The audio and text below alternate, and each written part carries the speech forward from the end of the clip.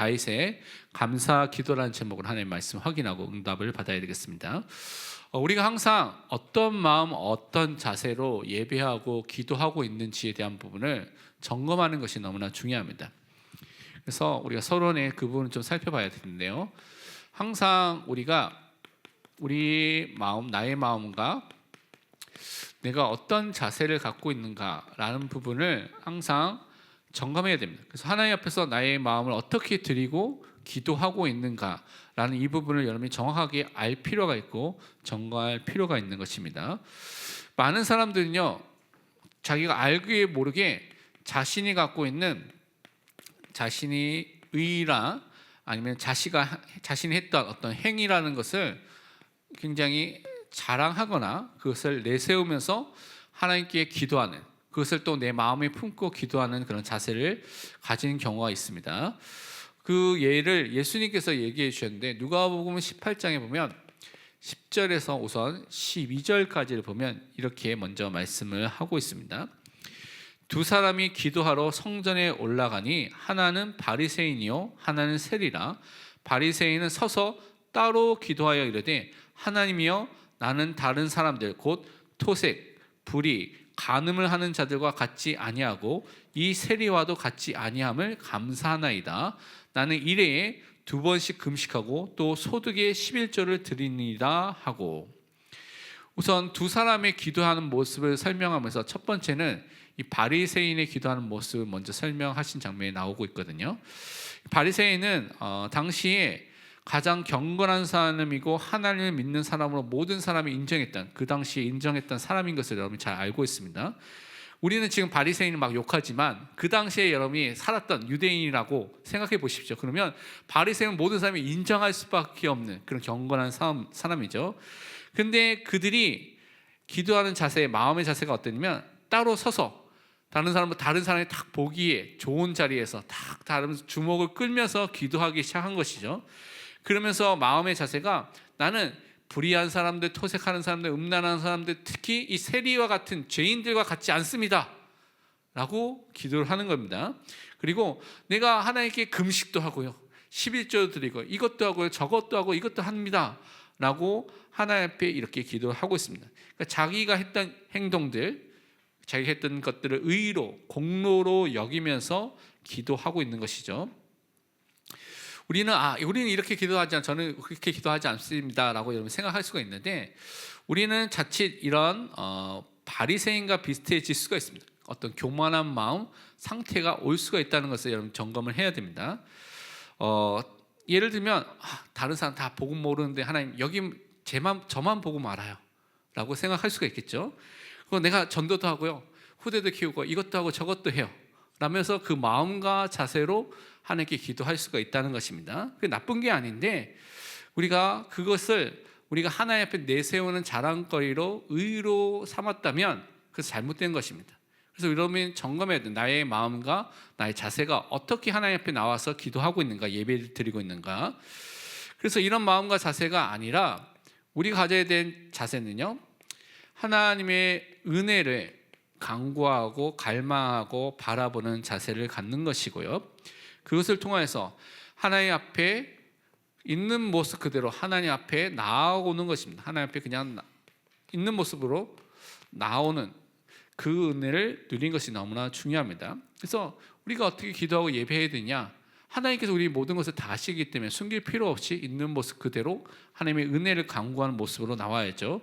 그 사람이 오늘 두 번째 기도했던 누가복음 18장 13절에 세리입니다. 세리는 어떻게 기도했냐면, 세리는 멀리 서서, 따로 서는 것이 아니라 멀리 저쪽에 서서 감히 눈을 들어 하늘을 쳐다보지도 못하고 다만 가슴을 치며 이르되 하나님이여 불쌍히 여기소서 나는 죄인으로소이다 하였느니라. 세리는 그 당시에 유대의 그 당시에 그 로마 식민지 시대에서 보면 굉장히 대표적인 죄인이고요, 나라를 팔아먹고 로마에 붙어가지고 많은 사람에게 괴롭히기를 하는 굉장히 악질적인 매국노와 같은 사람이었습니다. 그래서 세리라고 하면 모든 죄인의 대표적인 사람이라고 그 당시에 생각했던 사람인데, 이 세리가 하나님의 은혜와 긍휼과 자비를 간구하면서 그러면서 자신이 죄인됨을 하나님 앞에 회개하면서 기도했던 것입니다. 가장 낮은 마음, 겸손한 마음, 겸허한 마음을 가지고요, 하나님의 은혜와 긍휼과 자비와 사랑을 사모하는 마음을 가지고 하나님 앞에 나와서 기도했던 것이죠. 그래서 우리는 항상 점검해야 될 것이, 내가 바리새인과 같은 마음을 혹시 나오지 않는가. 하나님, 저도 이것도 했어요, 저것도 했어요, 저 잘했죠. 물론 잘했죠. 근데 하나님 앞에 그런 마음이 아니라 정말 하나님의 은혜와 긍휼을 간구하는 마음으로, 정말 우리가 죄가 있다면 회개하면서 하나님 앞에 겸손한 마음으로 항상 우리가 나아가는 그런 믿음의 사람으로 서야 되겠습니다. 하나님께서 그래서 구원해 주시고요, 의롭다고 하시는 사람은요, 하나님의 정말 은혜 속에서 구원을 받고 의롭게 됐기 때문에 항상 이것을 감사할 수밖에 없는 사람으로 서게 되는 것입니다. 그래서 예수님께서 이 부분의 말씀을 어떻게 결론을 지었냐면, 누가복음 18장 14절에 이렇게 말씀하고 있습니다. 내가 너에게 이르노니 이에 저 바리새인이 아니고 이 사람이, 이 세리 죄인이 의롭다 하심을 받고 그의 집으로 내려갔느니라. 무릇 자기를 높이는 자는 낮아지고 자기를 낮추는 자는 높아지리라 하시니라. 그래서 우리는 이 땅에 살 때 구원을 받은 사람으로 겸손한 겸허한 마음을 가지고 하나님 앞에 나아가는 것이고요, 구원 이후에 우리 자신을 위해서 사는 자가 아니라 하나님을 위해서, 그리스도를 위해서, 이 복음을 위해서 사는 사람으로는 항상 서야 되겠습니다. 그래서 우리가 정말 기도할 때 동안 우리 마음의 자세가 항상 하나님 앞에 나의 마음을 모두 드리고요, 거짓 없이 하나님 앞에 서서 하나님께 기도하는 사람으로 서야 되겠습니다. 그래서 오늘 우리가 다윗의 기도를 통하여서 하나님께서 하신 일들이 무엇인지 살펴볼 텐데, 하나님께서 언약을 주시고 언약대로 다윗의 일생을 통해서 이루신 것들을 우리는 많은 부분에서 확인해 볼 수가 있습니다. 그래서 오늘 그것을 믿고 감사하면서 하나님 앞에 서 있는 사람으로 기도를 회복해야 되겠습니다.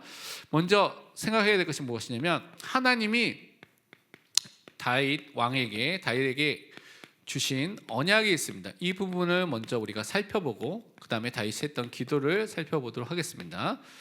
우선 우리는요, 항상 생각해야 할 것이 다윗이 하나님을 향해서 가졌던 중요한 마음이 있습니다. 그리고 그것을 보시고 하나님께서 주셨던 말씀을 살펴볼 수가 있는데, 너무나 많이 있지만 오늘 본문과 관련된 부분만 보면 이렇게 볼 수가 있습니다. 우선은 역대상 17장 1절에 보면 이렇게 설명하고 있습니다. 다윗이 그의 궁전에 거주할 때에 다윗이 선지자 나단에게 이르되, 나는 백향목 궁에 거주하거늘 여호와의 언약궤는 휘장 아래에 있도다. 자기는 지금 왕궁을 지어가지고 왕궁 속에서 행복하게 편안하게 살고 자고 있는데, 하나님의 이 여호와의 궤는 그런 성전이 없이 성소에 휘장 아래 그냥 둥그렇게 있다는 것을 너무나 가슴 아프게 생각했죠. 그러니까 사실은 이 다윗은 자신보다는 하나님에 대해서 이 마음과 중심이 있었던 중요한 왕이었습니다. 그래서 언약궤에 대해서 안타까운 마음을 가지고 이것을 어떻게 하나님께 성전을 짓거나 이렇게 할 수 있을까라고 고민을 했던 사람이죠. 근데 하나님께서 주신 말씀이 무엇입니까? 역대상 17장 4절에 이렇게 말씀해 주셨습니다.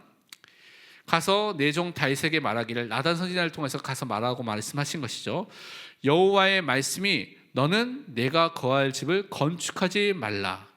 하나님의 말씀에는 뭐라고 말했냐면, 네가 너무나 그런 마음을 갖고 있지만 이 성전을 만들지 말라라고 하나님께서 말씀해 주셨습니다.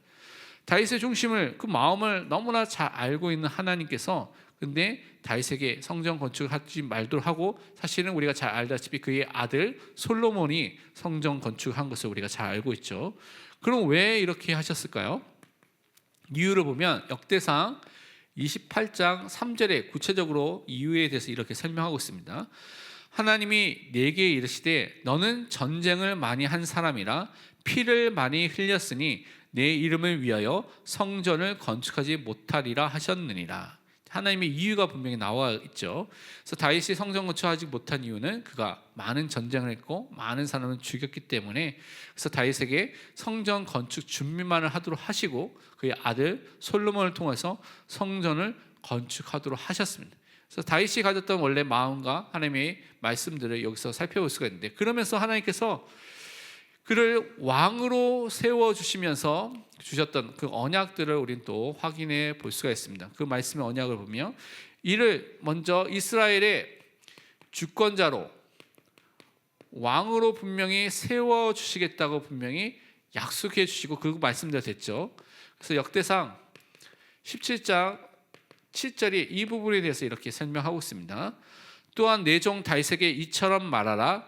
만군의 여호와께서 이처럼 말씀하시기를 내가 너를 목장 곧 양떼를 따라다니던 데에서 데려다가 내 백성 이스라엘의 주권자로 삼고. 사실은 이 다윗은 목동이었죠. 근데 기름을 붓고 왕으로 세워질 그 언약의 말씀을 붙잡게 되고요. 결국 골리앗을 이기고 사울 왕의 사위가 됐다가 결국은 이스라엘의 왕이 되는 그 자리로 누가 인도하셨냐? 하나님께서 그 말씀대로 다 인도하시고 성취해 주신 것을 우리 너무나 잘 알고 있습니다. 그런데 다윗은 항상 자기가 이스라엘 왕이고 주권자가 되었음에도 불구하고 항상 하나님만을 자신의 왕으로, 하나님만을 자신의 또한 목자로 항상 고백하고 인정하고 시인했습니다. 그 속에서 인도함을 계속 받았다는 것이죠.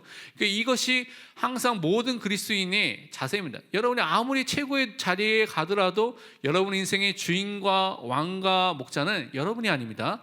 하나님만이 여러분의 주인, 하나님만이 여러분의 목자, 하나님만이 여러분의 왕인 것을 항상 고백하시기를 바랍니다. 그래서 시편 5편 2절에 이렇게 고백을 하고 있습니다. 나의 왕, 나의 하나님이여 내가 부르짖는 소리를 들으시고서 내가 주께 기도하나이다. 이 다윗 왕은 자기가 왕이 되었음에도 불구하고 하나님이 자신의 왕과 목자가 되시고 하나님 되신다는 것을 항상 인정하고 그 하나님께 기도하는 기도의 사람을 항상 섰던 것을 우리는 확인해 볼 수가 있습니다. 그러면서 하나님께서 뭘 약속해 주냐면 다윗이 어디로 가든지 항상 함께 해 주시겠다고 약속해 주셨고 실제로 함께 해 주셨고요. 어디를 가든지 원수 속에서도 승리할 수밖에 없는 응답을 주겠다고 약속해 주셨습니다. 그것이 역대상 17장 8절에 그렇게 약속해 주셨죠. 말씀을 보면 내가 어디로 가든지 내가 너와 함께 있어 내 모든 대적을 내 앞에서 멸하였은즉 세상에서 존귀한 자들의 이름 같은 이름을 내게 만들어 주리라. 하나님께서는 이 말씀대로 다윗의 일생을 통해서 성취시켜 주셨습니다. 그래서 다윗이 골리앗 앞에 갔을 때도 승리하게 됐고요. 사울 왕에게 쫓겨 다닐 때도 그를 보호하시고 지켜주시고 승리하도록 하셨고 블레셋 땅에 도망쳤을 때도 하나님께서 그를 보호해 주셨고요. 왕이 된 이후에도 많은 전쟁과 또 압살롬 자기 아들의 반역이 일어나고 모든 것 속에서도 하나님께서 함께 하시는 것을 통하여서 그를 보호하고 지켜주셨습니다. 시편 23편 4절에 있는 것처럼 사망의 골짜기 같은 그런 길을 가더라도 주께서 함께 하시기 때문에 주의 지팡이가 막대기가 그를 보호하시고 지킨 것을 말씀대로 응답받았습니다. 승리의 응답을 받은 것을 확인해 볼 수가 있습니다. 그러면서 뭘 또한 약속해 주셨냐면 하나님께서 중요한 말씀을 주셨는데요. 메시아 그리스도에 대한 언약의 말씀을 주신 것을 우리는 또한 확인해 볼 수가 있습니다. 그것이 역대상 17장 11절부터 12절 그리고 14절 이렇게 보면 이렇게 설명이 되어 있습니다. 보면 이렇게 되어 있죠. 내 생명이 연한히 차서 내가 조상들에게로 돌아가면 죽게 된다 때가 오죠.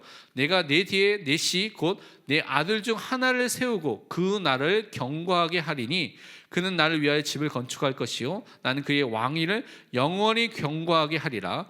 내가 영원히 그를 내 집과 내 나라에 세우리니 그의 왕위가 영원히 경고하리라 하셨다 하라. 1차적으로 보면 이 부분의 일부분은 솔로몬 왕을 통하여서 또 성전이 건축되기를 통해서 이루어진 부분이 있습니다. 근데 여기 보면 왕위를 영원히 경고하게 되고 그 왕위가 영원히 경고하리라 라고 되어 있죠. 근데 솔로몬 이후에 이스라엘이냐 북이스라엘과 남유다로 갈라지게 되고요. 그래서 나중에는 바벨론과 아수르에 의해서 나라가 무너지면서 그 이스라엘 왕조 다윗의 혈통이 끊어진 것처럼 보입니다. 그런데 다윗의 뒤를 이어서 영원한 왕위를 이을 영원한 왕이 오셨죠. 그분이 누굽니까? 바로 메시아 예수 그리스도가 오시게 된 것입니다. 그래서 그분이 하나님의 은혜의 나라 사랑의 나라의 왕이 되신 그분이 영원한 왕으로서 이 땅에 오셔서 다윗의 후손으로 오셔서 이것을 다 성취하신 것입니다. 그래서 우리가 잘 아는 마태복음 1장 1절에 이렇게 분명히 말씀하고 있죠. 아브라함과 다윗의 자손 예수 그리스도의 계보라. 아브라함에게 약속했던 그 씨, 다윗에게 약속했던 그 씨와 후손, 영원한 왕위를 이을 그 사람이 누구냐? 바로 예수 그리스도. 참된 하나님 되시고 참 사람 되신 예수님이 그리스도로서 영원한 왕으로서 이것을 성취하신 것을 말씀해 주신 것입니다. 그래서 메시아의 언약을 누구보다도 사실적으로 받고 예언했던 사람이 누구냐? 그래서 여러분은 이 다윗이 선지자로서 그것을 했던 것을 시편에서 너무나 많이 살펴볼 수가 있습니다. 시편 22편과 많은 부분에서 살펴볼 수가 있습니다. 그래서 이 다윗은요, 하나님의 말씀을 받고 뭐 했습니까? 그것을 통해서 감사로 하나님께 기도하는 사람으로 그가 다윗이 섰던 것을 우리는 살펴볼 수가 있습니다. 다윗과 같이 우리는요, 처음에 말씀을 받을 때 작은 자처럼, 연약한 자처럼, 아무것도 할 수 없는 자처럼 생각해 볼 수가 있습니다. 여러분 그렇게 볼 수가 있죠. 그런데 하나님께서 이 사람을 존귀하게 만들고요, 영광과 영예를 주시는 것을 통하여서 우리가 하나님께 감사할 수밖에 없는 응답을 분명히 주신다고 말씀하고 있습니다. 그래서 하나님은 보잘것없는 다윗을 보면서 그 사람을 세워주신 것을 말하고 있죠. 오늘 16절과 18절을 보면 이렇게 되어 있습니다. 다윗 왕이 여호와 앞에 들어가 앉아서 이르되 여호와 하나님이여 나는 누구이오며 내 집은 무엇이기에 나에게 이에 이르게 하셨나이까? 하나님이여 주께서 이것을 오히려 작게 여기시고 또 종의 집에 대하여 먼 장래까지 말씀하셨사오니 여호와 하나님이여 나를 존귀한 자들과 같이 여기셨나이다. 주께서 주의 종에게 베푸신 영예에 대하여 이 다윗이 다시 주께 무슨 말을 하오리까? 그러니까 보잘것없는 것처럼 사람처럼 보이는데 하나님께서 그 다윗을 존귀한 사람, 영광스러운 사람으로 누가 세워주셨냐? 하나님께서 세워주셨습니다. 그러니까 우리가 막 높아지려고 애쓰는 것이 아니라 하나님께서 하나님의 사람을 시간표가 되면 하나님께서 그를 존귀한 사람으로, 영예로운 사람, 하나님께서 분명히 높여주시는 것입니다. 그래서 올 한해 우리가 주셨던 말씀, 이사야서 43장 4절의 말씀은 항상 기억해야죠. 내가 내 눈에, 하나님의 눈에 보배롭고 존귀하며 내가 너를 사랑하였은즉 내가 내 대신 사람들을 내어주며 백성들이 내 생명을 대신하리니. 우리가 연약한 자처럼 보일 수가 있고 작은 자처럼 보일 수가 있는데 하나님의 눈에는 보배롭고 존귀한 자이고요, 하나님께서 사랑한 자라고 분명히 말씀해 주셨습니다. 그래서 우리를 위해서 사람들을 내어주고 우리를 위해서 하나님이 일을 하신다고 분명히 말씀하고 있는 것이죠. 또 하나님께서는 우리의 모든 것을 다 알고 계신, 전지하신, 모든 것을 다 알고 계신 하나님이라고 말하고 있습니다. 오늘 18절 하반부에 보면 주께서는 주의 종을 아시나이다. 하나님께서는 여러분을 알고 계십니다. 여러분 지금 있는 상황, 여러분이 갖고 있는 그 문제, 여러분이 고민하는 것들, 염려하는 것들, 응답받은 것들, 모든 것을 누가 아시냐? 하나님께서 다 알고 계십니다. 그래서 하나님께서 가장 선하신 뜻을 가지고 우리의 삶에 지금도 역사하고 계십니다.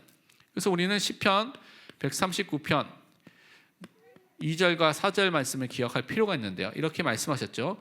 주께서 내가 앉고 일어섬을 아시고 멀리서도 나의 생각을 밝히 아시오며 여호와여 내 혀의 말을 알지 못하시는 것이 하나도 없으시니이다. 하나님은요, 여러분의 말하는 것, 여러분의 생각, 여러분이 앉고 일어서는 모든 행동하는 것 다 알고 계십니다. 그래서 그 하나님 앞에 날마다 믿음으로 나아가시를 바랍니다. 그러면서 그 하나님께서 나의 구원자 되시고 또 하나님 되심에 대한 것을 우리가 사실적으로 누리고 그 하나님께 감사하는 사람으로 서야 되겠습니다. 오늘 19절과 20절을 보면 이렇게 먼저 말하고 있죠.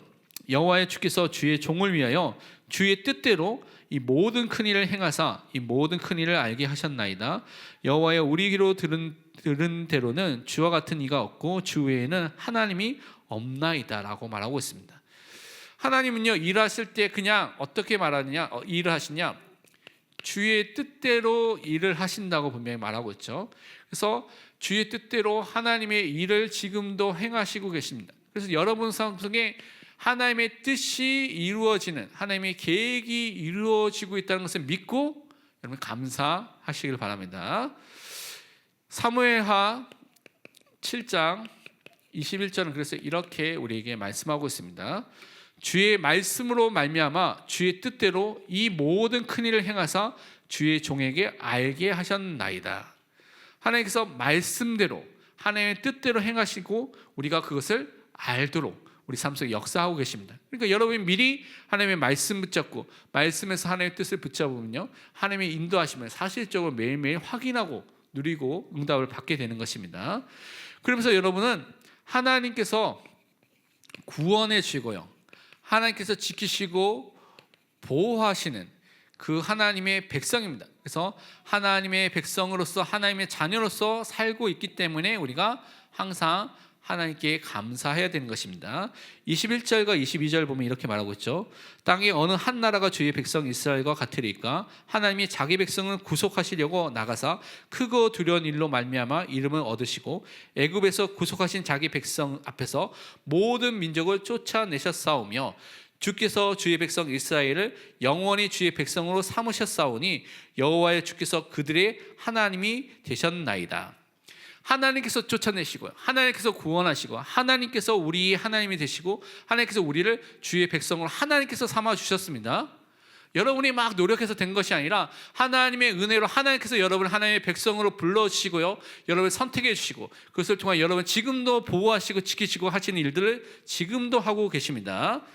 그래서 이사야서 48장 17절에는 이렇게 말씀하고 있습니다. 너희의 구속자시요 이스라엘의 거룩하신 이이신 여호와께서 이르시되 나는 내게 유익하도록 가르치고 너를 마땅히 행할 길로 인도하는 내 하나님 여호와라. 우리를 구원하신 그 하나님께서, 우리를 거룩하게 하신 그 하나님께서 무엇을 하고 계시냐, 우리가 유익하도록, 우리가 정말 하나님의 뜻대로 살도록 우리를 가르치시고 우리가 행할 길, 우리가 인도받아야 할 그 길을 마땅히 우리에게 갈 길을 또한 인도하시는 하나님이라고 말씀하고 있습니다. 구원받은 사람은 그냥 놔두신 것이 아니라 보호하시고 하나님의 백성답게 살 수 있는 모든 것들을 지금도 가르치시고 지금도 인도하시는 살아계신 하나님을 우리는 믿고 있습니다. 그래서 그 하나님께 우리는 항상 감사해야 되겠습니다. 그러면서 우리는 세 번째로 중요하게 말씀대로 하나님께서 행하시도록 우리는 기도해야 되고요. 그래서 말씀대로 우리 삶 속에 정말 견고하게 그것이 이루어지도록 또한 기도해야 되겠습니다. 그래서 오늘 말씀을 보면 23절에 보면 이렇게 먼저 말하고 있습니다. 여호와여 이제 주의 종과 그의 집에 대하여 말씀하신 것을 영원히 견고하게 하시며 말씀하신 대로 행하사. 다른 말로 다윗이 하나님의 지금 말씀을 기도하고 있습니다. 그래서 말씀하신 그대로 견고하게 흔들리지 않게 그것이 이루어지도록 말씀하신 그대로 하나님 내 삶 속에 우리 후손에게 분명히 성취대로 행하여 주옵소서라고 말씀 붙잡고 지금 기도하고 있는 것이죠. 그러면서 24절과 25절에 이렇게 말하고 있습니다. 견고하게 하시고 사람에게 영원히 주의 이름을 높여 이르기를 만군의 여호와는 이스라엘의 하나님 곧 이스라엘에게 하나님이시라 하게 하시며 주의 종 다윗의 왕조가 주 앞에서 견고하게 서게 하옵소서. 나의 하나님이여 주께서 종을 위하여 왕조를 세우실 것을 이미 듣게 하셨으므로 주의 종이 주 앞에서 이 기도로 간구할 마음이 생겼나이다. 자기가 듣게 된 그 하나님의 말씀, 그리고 이 왕조를 통해서 하나님께 굳건하게 하시던 그 말씀을 지금 붙잡고 말씀대로 행하시고 말씀대로 견고하게 하옵소서라고 말씀 붙잡고 기도한 것입니다. 왜냐? 하나님은 언약의 하나님이고요, 말씀을 주시고 그 말씀을 그대로 성취하시는 것을 그의 삶 속에 체험하고 알고 있고 믿었기 때문에 이 기도를 하고 있는 것입니다. 그래서 여러분이 성경의 말씀을 붙잡고 하나님 나에게 주는 언약을 붙잡고 하나님께 기도하시길 바랍니다. 그 대표적인 예가, 그것을 이루고 성취한 것을 본 예가 우리가 잘 아는 아브라함과 사라인데요. 하나님께서 아브라함과 사라에게 계속해서 아들을 주겠다 약속하는 겁니다. 근데 아들을 주시겠다 약속하는데 계속 아들이 없는 것이죠. 사라의 상태를 이미 생리가 끊어진, 아기를 낳을 수 없는 그런 불가능의 상태가 오게 되는 상태 속에서 하나님께서 또 계속해서 아기를 주겠다고 말씀하십니다. 아들을 주겠다고. 그러니까 아브라함도 사라도 뭐합니까? 그 얘기를 듣고 둘 다 웃었습니다. 처음에는 아브라함 한번 웃었고요, 그 다음에 또 왔을 때 사라도 웃었죠. 그래서 이삭의 이름이 웃음이라는 이름이죠. 그래서 그것을 통해 하나님의 언약을 기억하도록 하시는 것인데, 하나님께서 99세와 89세 때 그 언약을 주시면서 어떻게 성취하셨냐? 창세기 21장 1절에 이렇게 말하고 있습니다. 여호와께서 말씀하신 대로 사라를 돌보셨고 여호와께서 말씀하신 대로 사라에게 행하셨으므로, 분명히 생리가 끊어진 그 사라에게 말씀하신 대로 돌보시고 말씀하신 대로 행하셨던 그 역사를 통하여서 사라가 이삭을 또한 잉태하게 되고요, 그 낳게 되는 은혜를 하나님께서 허락해 주신 것입니다. 말씀하신 대로 행하시고 돌보신 하나님의 역사가 내 삶 속에, 우리 가정에, 우리 교회의 현장에 있기를 여러분 기도하시길 바랍니다. 그리고 우리가 또한 어떤 것을 기도했냐? 하나님께서 항상 좋은 것을 주시고요, 여러분에게 영원한 또한 복을 주시는 하나님이라고 오늘 말씀하고 있습니다. 그 축복을 받았기 때문에 우리가 하나님께 또한 감사할 수가 있는 것이죠. 오늘 26절 보면 이렇게 먼저 말하고 있습니다.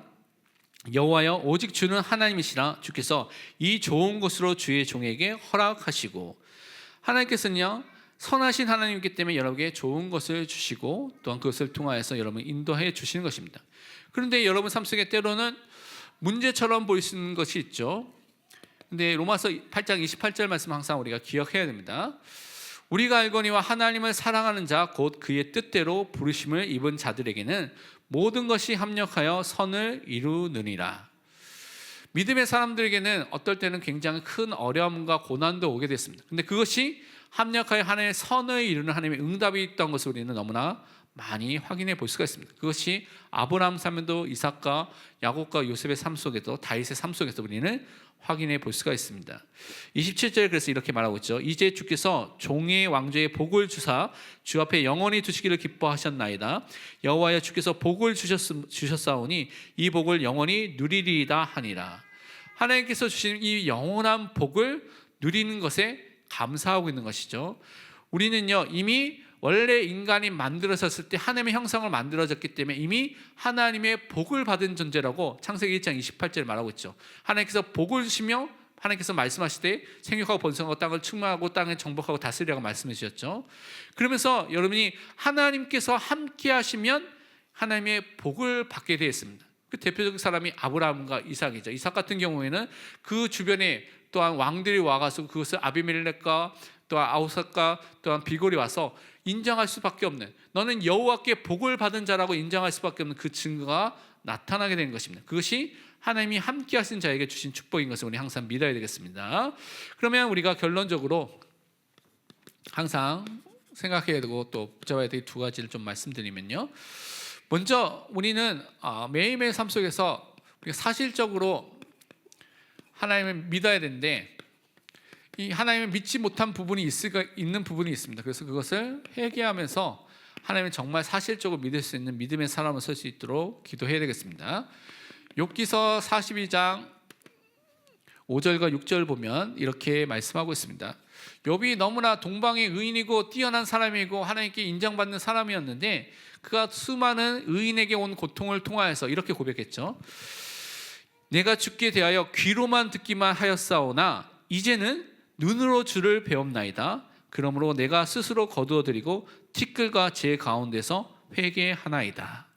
그제는 귀로만 듣는 하나님으로만 생각하고 믿었는 수준이었는데 이제는 눈으로 본 것처럼 사실적으로 확실하게 하나님을 믿게 되었다라고 말하면서 그 전에 있었던 그의 자기의 불신앙에 대한 부분을 회개했던 것을 우리는 살펴볼 수가 있습니다. 그래서 우리는 어떻게 해야 되냐? 정말 하나님을 믿고 하나님께 감사로 기도하는, 실제로 기도하는 사람으로 서야 되겠습니다. 우리가 잘 아는 빌립보서 4장 6절과 7절에 이렇게 말씀하고 있죠. 아무것도 염려하지 말고 다만 모든 일에 기도와 간구로 너희 구할 것을 감사함으로 하나님께 아뢰라. 그리하면 모든 지각에 뛰어난 하나님의 평강이 그리스도 예수 안에서 너희 마음과 생각을 지켜주신다고 분명히 약속해 주셨습니다. 그래서 우리가 모든 일을 가지고 정말 기도하시길 바랍니다. 감사가 나올 정도는 계속 기도하시길 바랍니다. 그것을 통해서 하나님께서 우리를 인도하시는 것을 날마다 체험하시기를 축원드립니다.